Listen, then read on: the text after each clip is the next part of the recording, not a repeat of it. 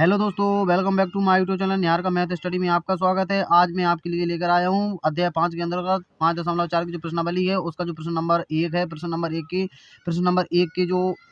1 में जो सवाल दिए हैं वो सवाल नंबर 10, 11, 12 सवाल हैं।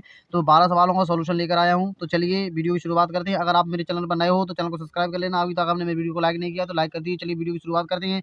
तो इस वीडियो के अंतर्गत देखते हैं। तो 5.4 में मैंने बहुत ही जो 5.4 है, अगर आपने पिछली वीडियो में उनके एग्जाम्पल नहीं देखे हैं 5.4 के, तो आप एग्जाम्पलों को इसको तुरंत डिस्कनेक्ट करके आप एग्जाम्पलों को देख लीजिए, क्योंकि आपने अगर एग्जाम्पल देखे हैं तभी आपको ये प्रश्नावली बहुत ही अच्छे से और बहुत ही यूनिक तरीके से समझ में आएगी। क्योंकि मैंने एग्जाम्पल में बहुत ही अच्छे से समझाया है, तो मैं आपसे आशा कर रहा हूँ कि आपने एग्जाम्पलों को बहुत ही अच्छे से देख रखा है। ठीक है, मैं आपसे ऐसी आशा करता हूँ। तो चलिए वीडियो की शुरुआत करते हैं। तो देखते हैं। तो जो प्रश्न नंबर 1 है, प्रश्न नंबर 1 का जो प्रश्न 1 के जो पहला सवाल है उसमें दिया कितना 2304। तो कितना दिया है 2304। अब इसका क्या करना है, इसका हमें वर्गमूल ज्ञात करना है, वो भी किससे, भाग विधि से ज्ञात करना है। तो देखिए भाग विधि से वर्गमूल किस प्रकार ज्ञात करते हैं उसको चलिए देखते हैं। तो देखिए ध्यान से।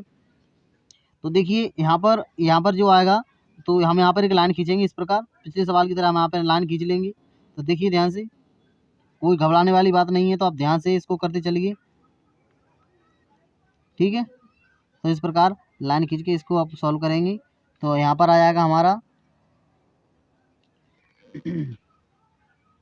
तो देखिए 2304। तो यहाँ पर देखिए ध्यान से, हम यहाँ पर लिख लेते हैं कितना 2304। अब आपको ध्यान से देखना है, 2 का जोड़ा बना लेना है। तो एक 2 का जोड़ा जो बन गया, एक 23 का जोड़ा बन गया। अब ध्यान से देखना है, तो यहाँ पर 3 का 4 का चला जाएगा, ऊपर नीचे 4 का जाएगा, क्योंकि 3 का 3 त्रिका 9 होता है और 4 का 4 चौका 16 होता है, 5 का 5 25 होता है। अब चूंकि 25 ज़्यादा हो जाता है 23 से, तो हम 4 का दे लेते हैं। तो 4 का जाएगा, तो 4 ऊपर जाएगा 4 और इसके नीचे 4 जुड़ जाएगा। ठीक है, ध्यान से।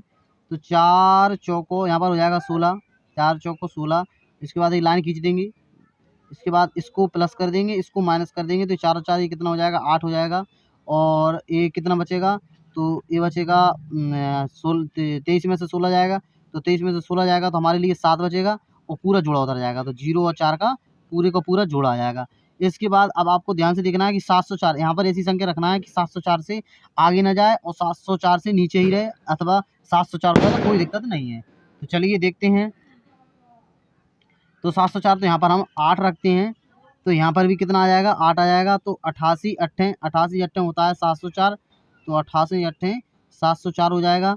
और यहाँ पर 8 भी जुड़ जाएगा। तो इसको देखिए ध्यान से, तो यहाँ पर इसको जोड़ देंगे और इसको घटा देंगे। तो 8 और 8 16 की 6, और जो हो जाएगा 8 और 1 9 96 हो जाएगा।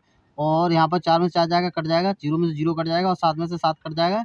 तो इस प्रकार ये हमारा तो जो आएगा 2304। तो इसको हम देखते हैं, इसमें वर्गमूल में हम इसको रखते हैं। तो यह जाता है 2304, और 2304 को हम वर्गमूल के अंदर रख रहे हैं।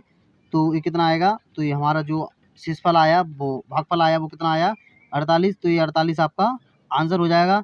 तो मैं आपसे आशा कर रहा हूँ कि आपको ये बहुत ही अच्छे से समझ में आया होगा। तो चलिए सवाल नंबर 2 देखते हैं। तो सवाल नंबर 2 किस प्रकार करेंगे, तो देखिए ध्यान से। तो सवाल नंबर 2 है वो इस प्रकार है कि सवाल नंबर 2 दिया है 44 89। तो कितना दिया है 44 और 89।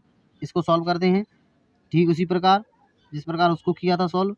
एक लाइन खींच लेंगे इस प्रकार, और यहाँ पर लिखेंगे 44 89। तो जाता है 44 और 89। अब आपको ध्यान से देखना है 44 89 को। तो देखिए, तो आपको यहाँ पर कितना रखना है, तो ये आपका हो जाएगा 25 से 25 6 36 और 7 7 49। तो 7 ज़्यादा हो जाएगा तो 6 चल जाएगा।